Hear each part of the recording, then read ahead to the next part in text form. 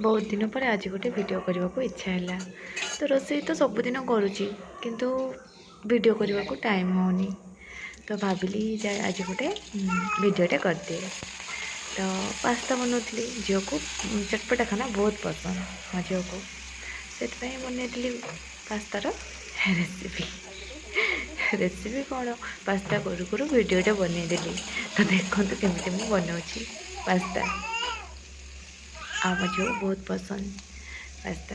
तो चलो देखा केमी हो पास्ता को तो सीझेदेली सीझिला आलू पियाज आउ कौन आउ तो किसी देनी गाजर ना खाली आलू पियाज देके भाजीदेली आलू पियाज को भाजीदेली सीझा पास्ता को पकईदेली पकईदेला टे मिक्स करदेली टमाटो सॉस टे पकईदेवी ओ सॉरी मैगी मसला टे पकईदेली टमाटो सॉस टे पकईदेवी बस टमाटो सॉस पकई टे गोल देकी बाहर करदेली पास्ता।